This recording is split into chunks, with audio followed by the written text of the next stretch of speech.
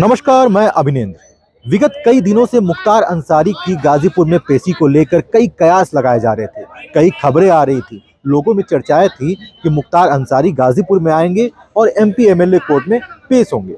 ये पूरा मामला उसरी चट्टी कांड से जुड़ा हुआ है। उसरी चट्टी कांड में मुख्तार अंसारी वादी मुकदमा है और आरोप है ब्रजेश सिंह और त्रिभुवन सिंह पर। ब्रजेश सिंह और त्रिभुवन सिंह के अलावा कई अन्य लोग भी हैं जिन पर आरोप है। अब इस मामले में नया मोड़ आ गया है। आप यूं समझ लें कि मुख्तार अंसारी के पेशी पर अब ग्रहण लग गया है पूरे 4 हफ्तों के लिए। जी हां, आरोपी त्रिभुवन सिंह ने हाईकोर्ट में एक याचिका दायर की। उस याचिका में कहा गया है कि मुख्तार अंसारी का परिवार प्रभावशाली है, यानी राजनीतिक रूप से प्रभावशाली है। क्योंकि मुख्तार अंसारी के बड़े भाई गाजीपुर से सांसद हैं, मुख्तार अंसारी के बेटे विधायक हैं, मुख्तार अंसारी के भतीजे भी विधायक हैं। तो ऐसे में इस याचिका में कहा गया है कि मुख्तार अंसारी का परिवार राजनीतिक रूप से प्रभावशाली है, जिसकी वजह से इस सुनवाई में समस्याएं आ सकती हैं। कोर्ट ने इस मामले का संज्ञान लिया है और 4 हफ्तों के लिए इस सुनवाई पर रोक लगा दिया है। हाई कोर्ट ने इस मामले में उत्तर प्रदेश सरकार और मुख्तार अंसारी की तरफ से जवाब मांगा है और ये भी कहा है कि 4 हफ्ते बाद इस मामले में फिर से सुनवाई शुरू होगी। मामला उसरी चट्टी कांड का विचाराधीन था यहाँ लोकल कोर्ट में, जिसको लेकर के हाई कोर्ट ने 19 तारीख को एक डिसीजन दिया है कि अगले आदेश तक उसकी सुनवाई को रोक दिया जाएगा लोअर कोर्ट में। और साथ ही साथ उसमें ये एप्रीहेंशन दिखाया गया है याचिकाकर्ता की तरफ से कि आप और आपकी फैमिली पॉलिटिकली बहुत इन्फ्लुएंस है, जिसकी वजह से इसकी पूरी प्रोसीडिंग जो है वो प्रभावित हो सकती है। क्या रिएक्शन है? देखिए, ब्रजेश सिंह, त्रिभुवन सिंह, इनकी एक गैंग है और इस गैंग में जो जघन्य घटनाओं को अंजाम देने वाले एलिमेंट हैं और उनकी पीछे से पूरी पुष्टपनाही करने वाले भी राजनीति के गलियारे में प्रभावशाली लोग हैं। 1991 में कुंडेसर में जब मैं विधायक था और चुनाव हो रहा था, चुनाव प्रचार से लौटते समय मेरी गाड़ी पर आक्रमण किया गया। उस आक्रमण में 4 लोग मारे गए। 3 लोग तो घटनास्थल पर ही, कॉमरेड कमला सिंह, झिंगुरी गुप्ता और कॉमरेड सुरेंद्र राय। बाद में एक और रिटायर प्रिंसिपल कॉमरेड रामेश्वर राय, जिनकी आंख में गोली लगी थी, उनकी भी बाद में मृत्यु हो गई। इस घटना में सेना के रिटायर कैप्टन जगन्नाथ सिंह घायल हुए। अब कितना दुर्भाग्यपूर्ण है कि 1991 की इस घटना में चूंकि अभियुक्त गण फरार थे, 24 साल तक ब्रजेश सिंह कानून से भागे रहे, न्यायालय से पैरोल मिला था और भाग लिए और कानून को धोखा देकर के लगातार अपराध करते रहे। जब वो पकड़े गए भुवनेश्वर में, दिल्ली की पुलिस ने पकड़ा, तब वो लाए गए, उनके खिलाफ मामले खुले, उसमें कुंडेसर कांड भी खुला। लेकिन अपने धन बल, अपने राजनीतिक प्रभाव और अपने भय और आतंक का लाभ उठा करके उन्होंने गवाहों को तोड़ा। एक गवाह जो जीवित थे, घायल गवाह कैप्टन जगन्नाथ सिंह, अब नहीं रहे, उन्होंने गवाही दी कोर्ट में और पहचान भी कराई।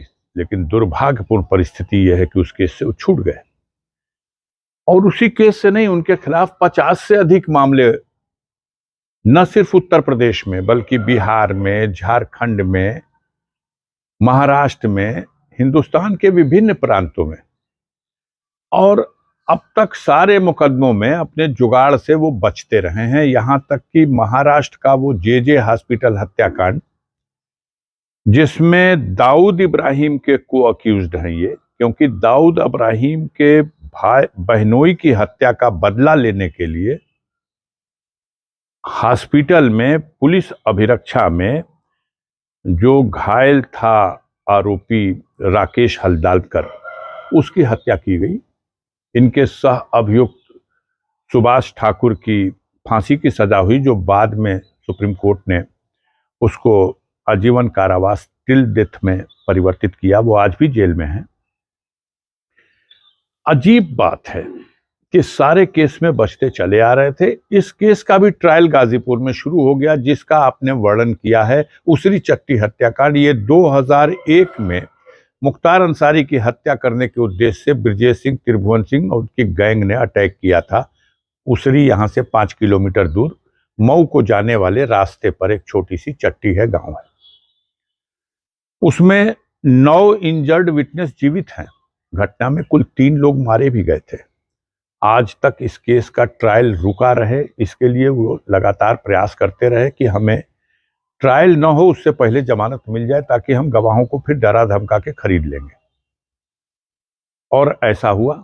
हाई कोर्ट में उनकी जमानत की अर्जी खारिज करते हुए बहुत सख्त फैसला लिखा था कि जिस मामले में 9 लोगों को गोली लगी है और जो आदमी इतने दिनों तक फरार रहा, 5 लाख का इनामिया अपराधी था, उसको कैसे जमानत दी जा सकती है। उसी में लास्ट में उन्होंने डायरेक्शन लिख दिया, 1 साल में इस मुकदमे का ट्रायल पूरा कर दिया जाए। अब ब्रजेश सिंह इस ट्रायल से बचते रहे। इसका ट्रायल पहले इलाहाबाद एमपी एमएलए कोर्ट में था। इलाहाबाद एमपी एमएलए कोर्ट ने कई बार गवाह उनके कोर्ट में जब प्रस्तुत हुआ तो उसने निवेदन किया कि मुझे धमकी दी जा रही है, और कोर्ट ने उनको फिजिकल तलब किया, कोर्ट ने उनको वीडियो कॉन्फ्रेंसिंग से तलब किया। लेकिन ये दोनों अभियुक्त न फिजिकल कोर्ट में एमपी एमएलए कोर्ट इलाहाबाद में हाजिर हुए और न वीडियो कॉन्फ्रेंसिंग से। और अपने ऑर्डर शीट में उन्होंने लिखा है, इलाहाबाद एमपी एमएलए कोर्ट के तत्कालीन जज ने, जब एक निर्णय हुआ हर जिलों में एमपी एमएलए स्पेशल कोर्ट बन गई, तो जैसे सारे मुकदमे अपने अपने जिलों में ट्रांसफर हो गए, ये भी मुकदमा इस जिले में ट्रांसफर होकर के आ गया।